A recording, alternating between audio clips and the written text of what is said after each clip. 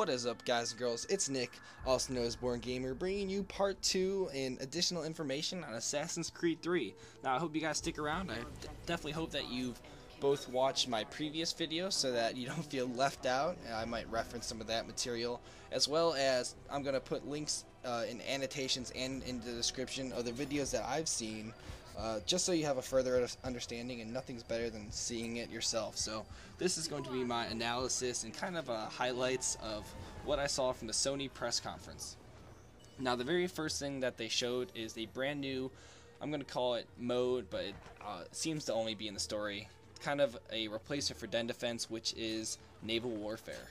The video starts off, or should I say the gameplay itself starts off with Connor in 1778 in the Caribbean Sea as a captain of a ship. Now, the first thing I'm going to point out is that the American, the colonists, I should say, no, they're Americans at that point. I said 1778, right? Yeah, so 2 years after they declared their independence, they didn't have a navy, to my knowledge. So I'm assuming that this is some kind of French navy or ship.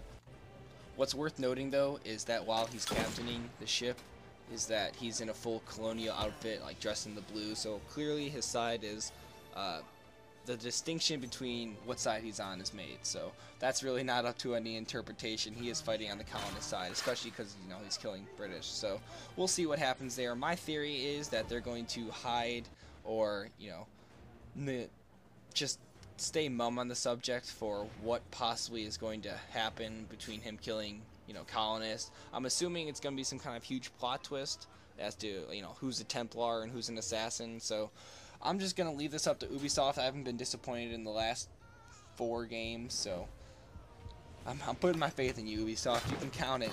June 5th when I'm recording this. I'm putting my faith in you. You got 5 months to get it right. Or 4. Jeez, 4? No, 5. Yeah, I'll go 5. Alright, so what I did notice from the naval gameplay is that, I'm not sure if this was for presentation purposes or not, but there was no HUD whatsoever. There was no indication of what you should do.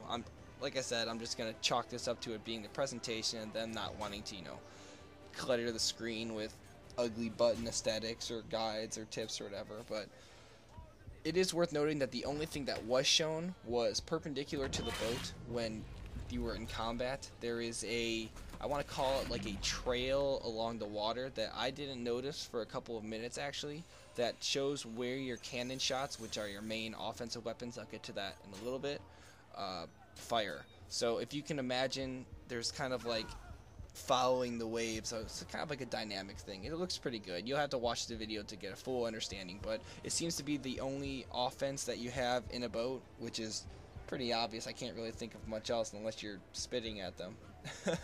So that was very nice. It was very smooth looking and running great, especially with a couple, like I said before, a couple more months to go. So I'm really looking forward to this, and I really hope that's getting rid of Den Defense. Like, please God, get rid of Den Defense. That was the worst mode. I'm sorry, Ubisoft, you failed.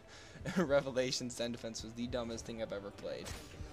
But regardless, what I did notice in the first engagement, I'm going to reference the video one more time here. The first engagement when Connor's ship gets hit by cannons is that the boat dynamically breaks. So what I'm trying to say here is that when it gets hit by cannons, like, there's splinters of wood all over the place, and they kind of have a reddish, you know, ember glow on the outside. I'm not sure if maybe that's on fire. Possibly, maybe that's the way your ship breaks, is setting on fire, and just maybe you'll have a crew count, and maybe if you lose so much crew, you die. So that's kind of be interesting, because obviously demos put you in God mode, but it was nice to show that the ship was not indestructible. So I'm gonna be on the lookout for that. I'm gonna keep my eyes and ears open for this naval warfare. Now, bridging the naval warfare in the melee was a ship boarding sequence toward the end of the video. And what that had, or entailed I should say, is a British ship and Connor's ship kind of intertwined in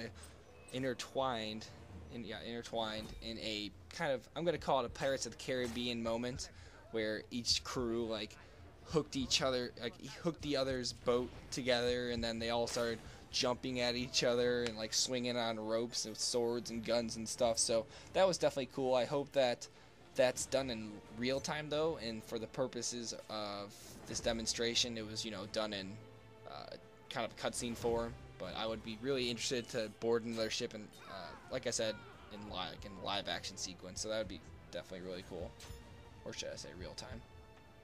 So aside from the shipboarding and the whole naval warfare, they don't give too much information outside of that for Assassin's Creed 3. However, they do make a couple of announcements, or kind of just like one solid announcement. I'm going to give it that. Not really multiple, but for Assassin's Creed Liberation. And Assassin's Creed Liberation is actually going to be a PlayStation Vita exclusive game, which has the full Assassin's Creed experience. I'm not going to say the full Assassin's Creed 3 experience. I'm not quite sure like how far they go. The only thing that they showed that I'm going to attribute to Assassin's Creed 3 is kind of like how the towns are laid out, and how the main character Aveline, I'm not 100% sure how it's pronounced, is, you know, jumping through trees and moving through the wilderness. So I'm going to say the Assassin's Creed experience and leave that up for future debate. Something to note for Assassin's Creed Liberation is that they announced bonuses for purchasing the game, and one of them that I really stuck out to me was a multiplayer character, or should I say an extra multiplayer character. And what this tells me is that Assassin's Creed 3 multiplayer is confirmed, so that's good. And they're going to have, it kind of seems like they're going to have cross-platform play between PlayStation Vita and PlayStation 3, so that's pretty cool. They had that for PlayStation All-Stars, so I can only assume that a franchise and a company like Ubisoft and Assassin's Creed, or yeah, switch those around, are going to try and get on this cross-platform play, and that would be definitely pretty cool. Unfortunately, I have an Xbox, but maybe I could find a PS3 friend that would let me try it out. Anybody? No? Alright, don't line up at once, but just leave me an inbox. But yeah, that really seems to be it for now.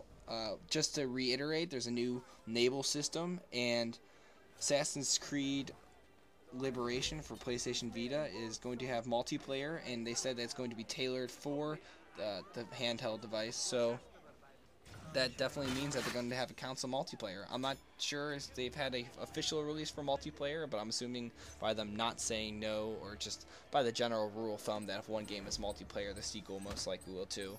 So Assassin's Creed 3 multiplayer, definitely excited, hoping to see some more information out of E3. Well, that's going to do it for me today, guys. Definitely subscribe to my channel. Don't forget to like, comment, favorite, and subscribe, or, you know, just check back for more videos. I'm going to be posting a few more this week. And don't forget to check out my channel, too. Alright, until next time, guys. And girls, I'll see you.